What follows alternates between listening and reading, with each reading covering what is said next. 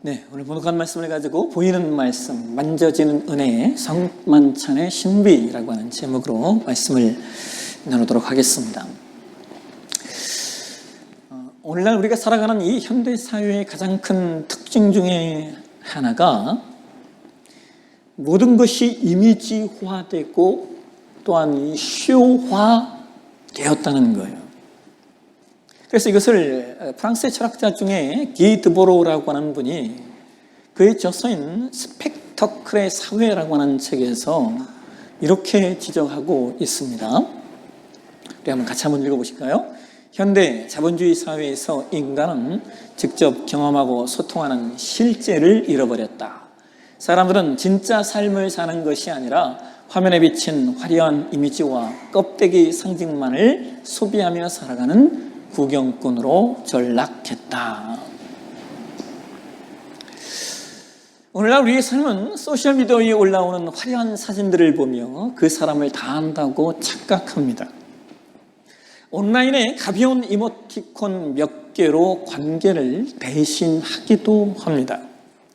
그런데 그렇게 껍데기 이미지는 넘쳐나지만 내 영혼을 울리고 내 살에 닿는 진짜 실체는 사라져버린 것이 오늘날의 현실이라는 것입니다.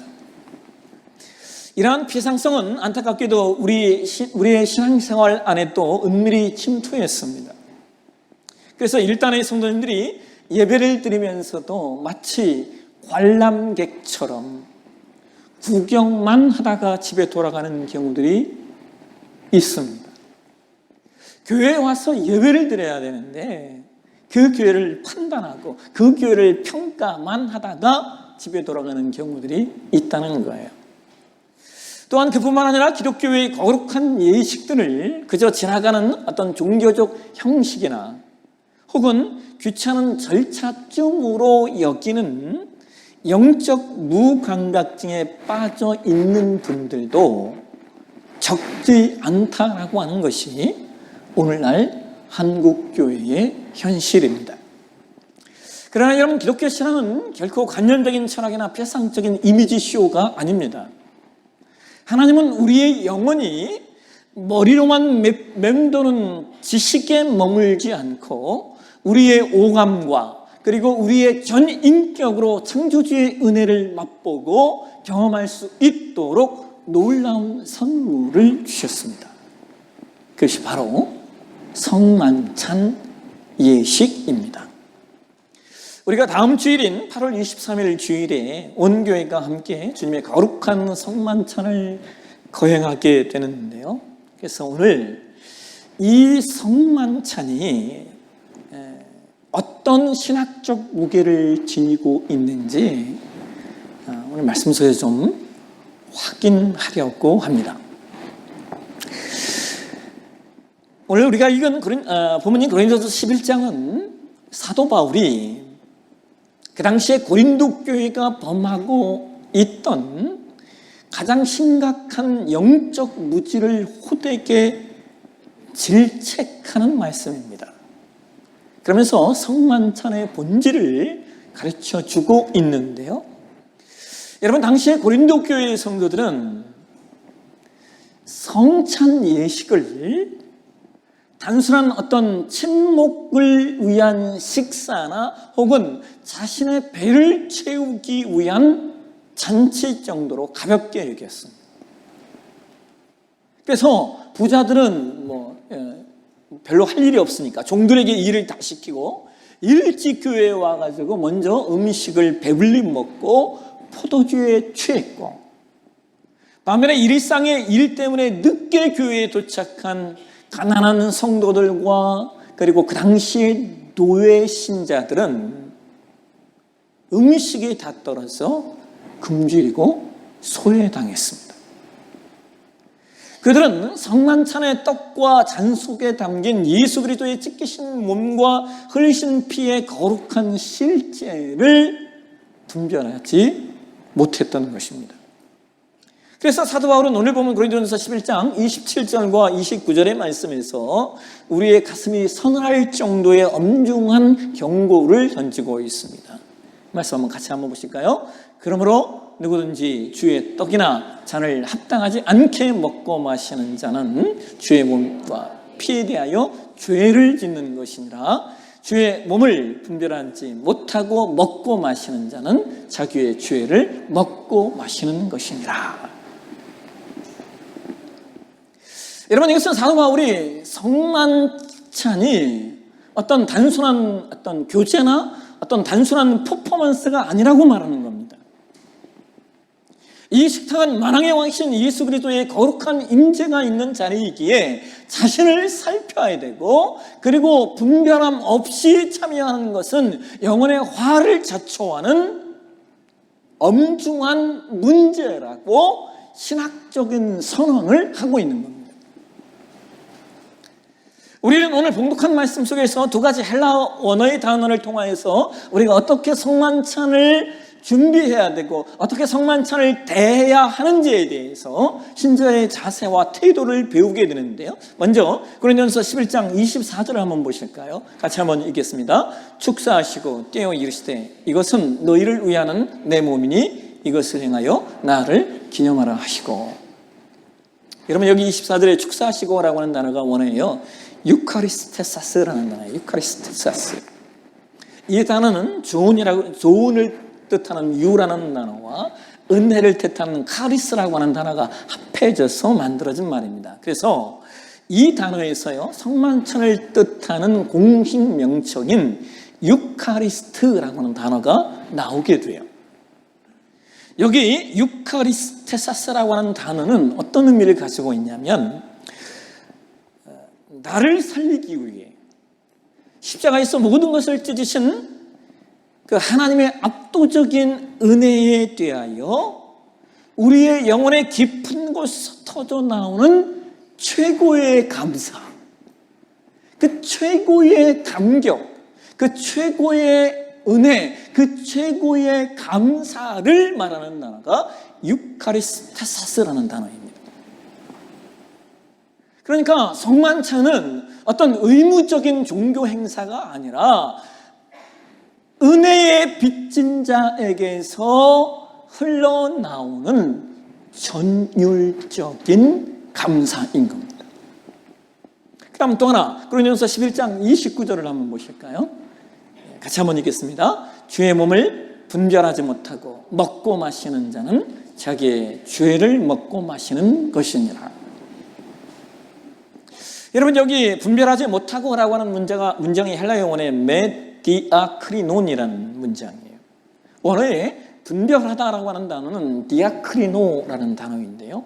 이 디아크리노라고 하는 단어는요, 철저하게 구별하다, 엄밀하게 가치를 평가하다라는 의미를 가지고 있습니다.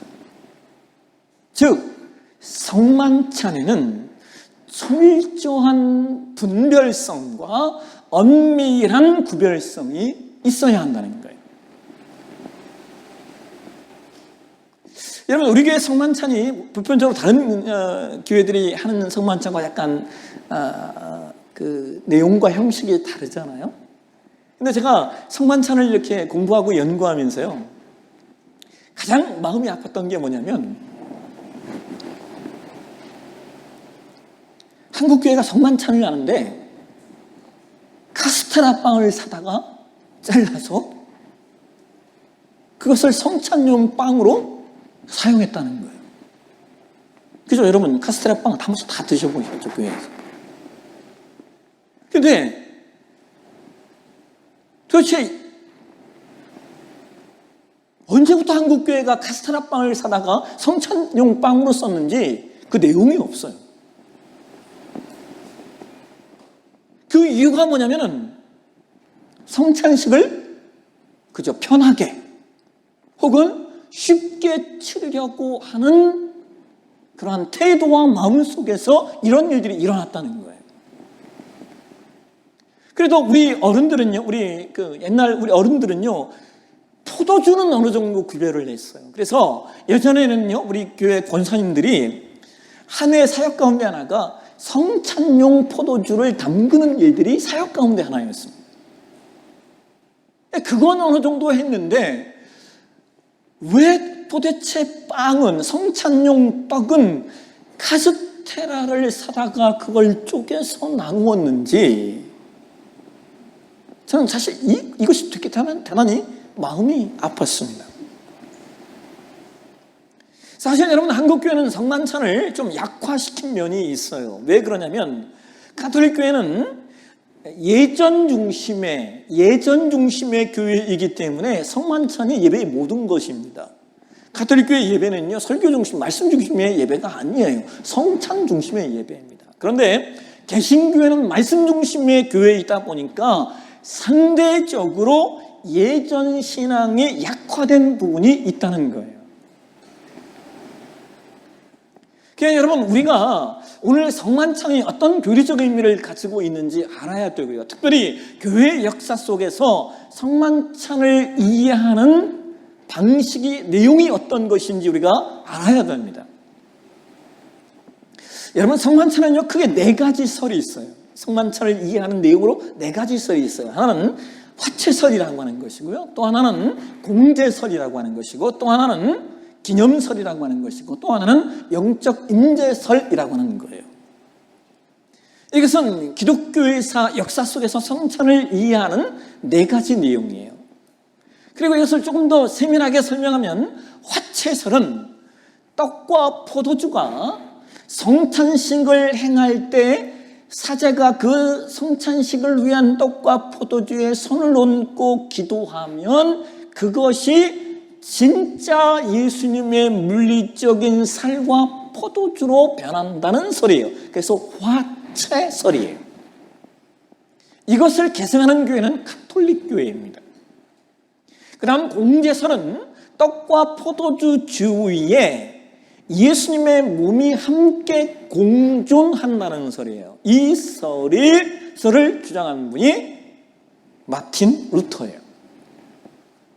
그 다음 기념설은 떡과 포도주는 단지 과거의 십자가를 회상하고 단순히 기념하는 기호에 불과하다는 설이에요. 이것을 주장한 분은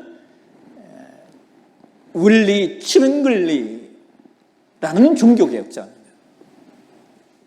그 다음 영적 임재설은 떡과 포도주에 예수 그리스도께서 영적으로 임재한다라는 설이에요.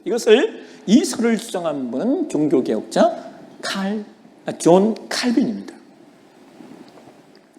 여러분, 가톨릭 교회의 화채설과요 루터교회의 공제설은 사실상 큰 차이점이 없어요. 그래서 오늘날 루터교회는 개신교회의 범주 안에, 구교 카톨릭 교회에 들어가지 않지만 개신교회에 들어감에도 불구하고 루터교회는 성찬 중심의 예배를 드립니다.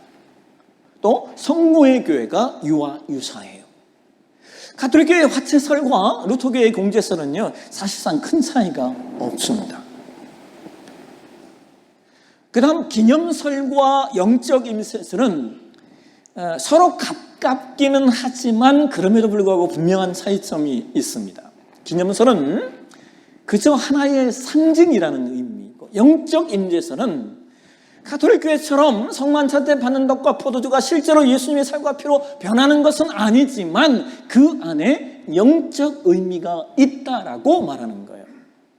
자, 그러면 여러분, 우리 교회가 계승하는 성만찬은 어떤 내용일까요? 우리 교회가 계승하는 성만찬은 칼빈 선생이 주장한 영적 임재설입니다. 우리 교회뿐만 아니라 대부분의 복음적 장로교회가 계승하는 성만찬은 칼빈 선생이 알려주신 영적 임재설이에요.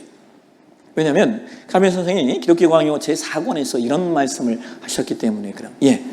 한번 보실까요? 저 부분 한번 읽어보겠습니다. 성만찬의 떡과 잔은 단순한 텅 빈 상징이 아니다. 우리가 믿음으로 떡과 잔을 취할 때 성령 하나님의 초자연적인 역사로 말미암아 하늘 보좌에 계신 부활하신 예수 그리스도의 실제적인 생명과 능력이 우리 영혼 속에 영적으로 실제하여 우리를 살리고 양육하신다.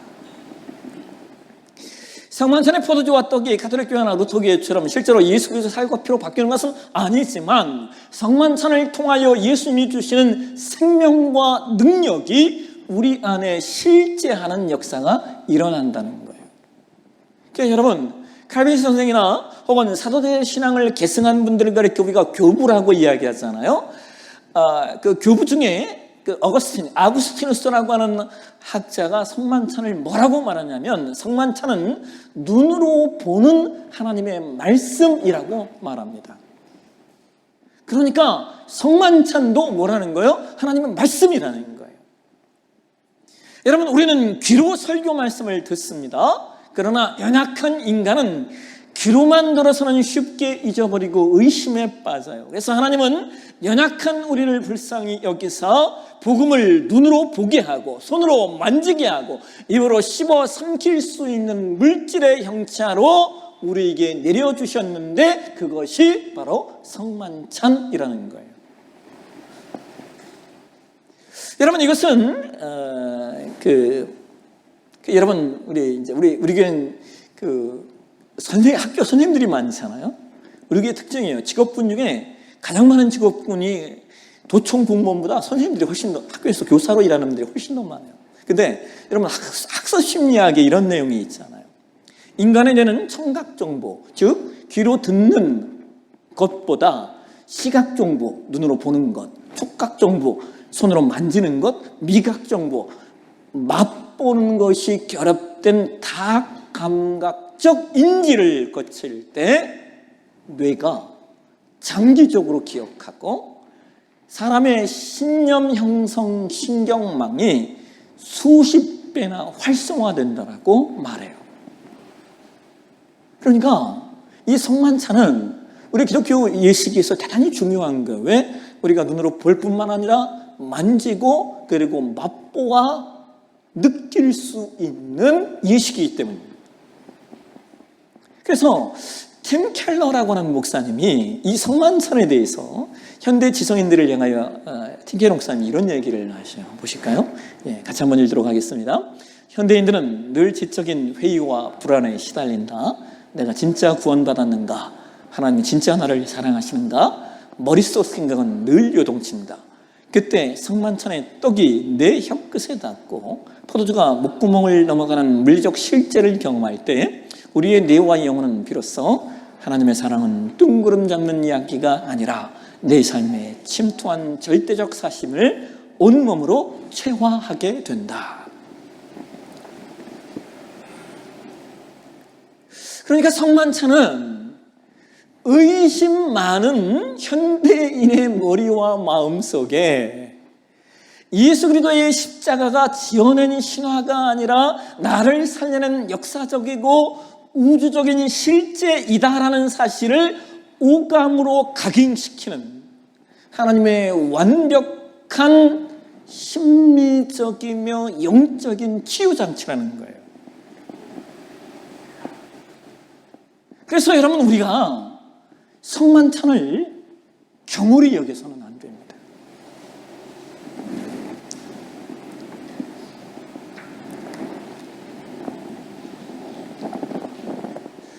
제가 군대에 갔다가요, 이제 제대를 했을 거 아니에요. 제대를 하고 그다음에 신학대학에 다시 이제 복학을 했을 거 아닙니까? 복학을 했는데 그 동원예비군이라는 게 있잖아요. 그러니까 저는 이제 학교에서 예비군 훈련을 이제 받았어요. 그래서 이제 우리 신학생들이 한꺼번에 같이 예비군 훈련 받는 분들이 한꺼번에 이제 예비군 훈련을 받으러 학교에 들어갔을 거 아니에요? 들어갈 때 무슨 옷을 입고 갑니까? 군복을 입고 가잖아요. 동원 예비군 훈련이니까. 들어갔는데요.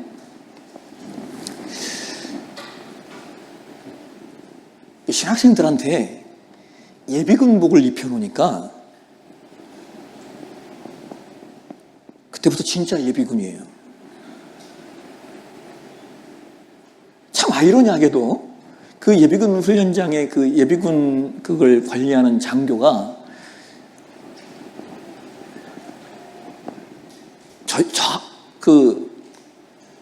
저하고 같은 고등학교를 나온 친구였어요. 거기서 본 거예요, 그 친구를. 근데 그 친구가 다 보고요, 야, 좀 들어와. 그러더니 같이 커피 한잔 마시자. 그러더니 커피 한잔 마시는데 그 친구가 저한테 이랬습니다. 야, 신학생들 다 이러냐? 아니, 신학생들에게 예비군 옷을 입혀놓으니까 신학생들이 쓰라고 하면 다 짝다리 짚고, 야, 그래서 아무 데 나가서 오줌 싸고, 교관이 얘기한, 뭐라고 말을 안 듣는 거예요. 그 세상 말로, 속된 말로 그거 하잖아요. 개긴다라고 하잖아요. 처음부터 끝까지 막 개기는 거예요. 그러니까 이 친구가 너무나 답답한, 그래도 신학생들이라고 하니까 뭔가 좀 기대를 가지고 왔는데, 이게 아니니까. 그때 제가 깨달은 게 있어요. 사람이 입는 옷이 얼마나 중요한가.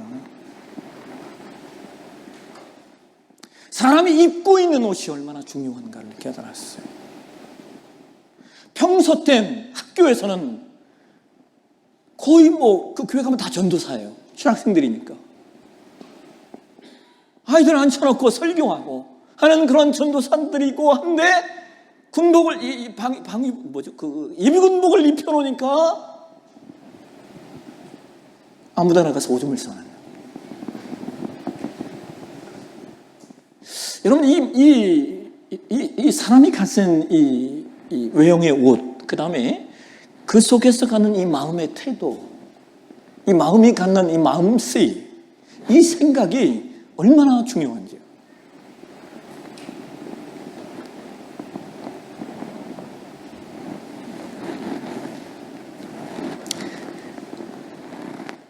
여러분, 우리가 다음 주에 성찬 예식을 우리가 하게 돼요. 그런데 여러분,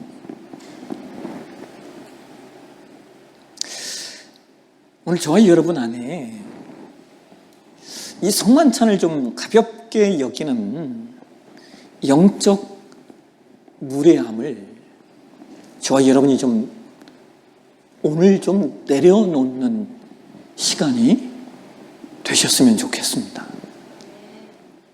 이 개신교회는 이 예전을 상대적으로 약화시킨 면이 분명히 있어요. 여러분,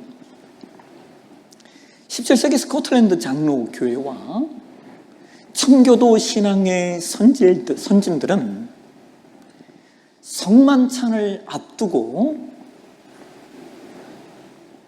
가장 아름답고 철저하게 성만찬 준비 기간을 가졌다는 거예요. 이것이 역사적인 이안 머레이 박사가 그에 있어서 청교도들의 성례전 부흥이라는 책에서 이 내용을 기록하고 있는데요. 당시 장로교회의 성도들은 성만찬이 있는 주간이 되면 목요일과 금요일을 성찬 준비일로 정했다는 거예요.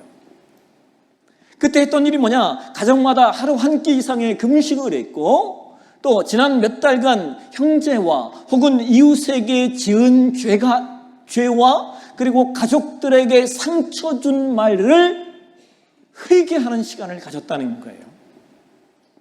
만약 이웃과 다툰 일이 있다면 성찬을 받기 전에 먼저 그 이웃을 찾아가 화해를 청하는 시간을 가졌다는 거예요.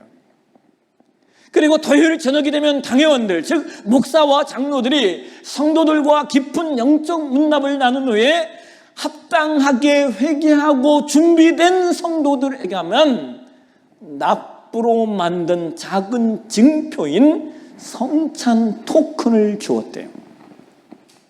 그러니까 17세기 스코틀랜드 장로교회와 천교도들은 이 성찬을 얼마나 중요하게 여기고 또 얼마나 거룩하게 준비했는지 우리가 이 사실을 놓치지 않으셔야 된다는 거예요.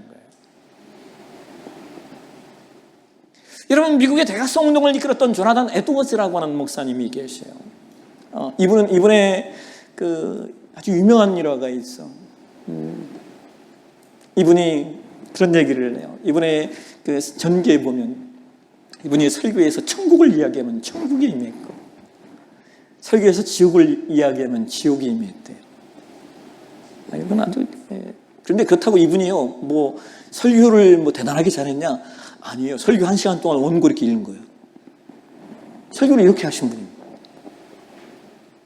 회중 한번 바라보지 않고 1시간 설교하는데 그냥 원고를 처음부터 끝까지 읽는 그런 설교 형태죠. 그런데 그런 설교에 성령님이 역사하니까 천국을 이야기하면 천국이 임하고 지옥을 이야기하면 지옥이 임하는 거예요.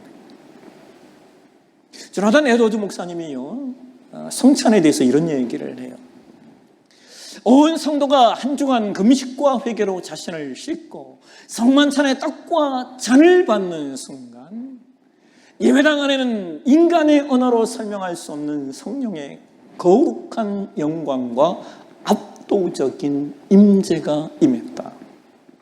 성도들은 떡을 입에 넣으며 통곡했고 온 회중 위에 죄사함의 확신과 세상을 이길 거룩한 능력이 폭포수처럼 쏟아져 내렸다.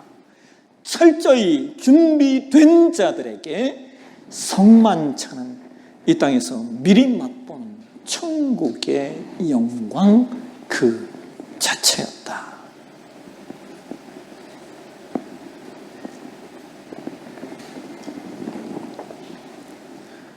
그런데 여러분, 왜 우리의 성만찬은 이러한 감동이 없는 것일까요? 왜 우리의 성만찬은 밋밋하고 특별한 느낌이 없는 것일까요? 식탁이 초라해서입니까? 그렇지 않습니다. 그 식탁을 사모하며 준비하는 우리의 회개와 우리의 은혜의 갈망이 메말랐기 때문입니다. 그래서 여러분, 다음 주 8월 23일 주일 예수님께서 2000년 전 십자가의 그 뜨거운 살과 피를 우리에게 들고, 그 살과 피를 들고 우리를 찾아오실 거예요. 그래서 여러분, 오늘부터 이번 한 주간을 성찬 준비 기간으로 저와 여러분이 선포하시면 좋겠습니다. 그래서 한 주간 내 숨은 죄를 회개하고 묶인 관계를 풀고, 그리고 기도로 우리의 영혼을 씻어내는, 그리하여 다음 주일 성만찬의 자리가 저와 여러분의 인생에서 가장 강력한 성령의 임재와 그리고 치유하시는 그 놀라운 역사를 경험하는 축복의 자리가 되어지시길 주의 이름으로 축원합니다. 기도하겠습니다. 하나님 아버지, 독생자 예수 그리스도의 지키신 살과 흘리신 피를 우리의 눈앞에 보이는 말씀으로 차려주시는 거룩한 성만찬의 신비를 깨닫게 하시니 감사합니다. 우리가 주의 떡과 잔을 가볍게 여기거나 무감각하게 되었던 영적 무례함을 용서하여 주옵소서. 오늘부터 시작되어지는 한 주간 우리 마음속의 모든 죄와 누룩을 회개함으로 쓸어내게 하여 주시고, 이웃과의 막힌 남을 허물고 가족 간에 용서와 화해가 있는 한 주간이 되게 하여 주옵소서. 그래서 거룩한 경외심과 뜨거운 사모함으로 주님의 식탁을 준비하게 하옵소서. 그래서 다음 주일 온 교회가 성령의 임재 안에서 주님과 온전히 하나 되는 부흥의 성찬을 누리게 하옵소서. 거룩하신 예수님의 이름으로 기도하옵나이다. 아멘.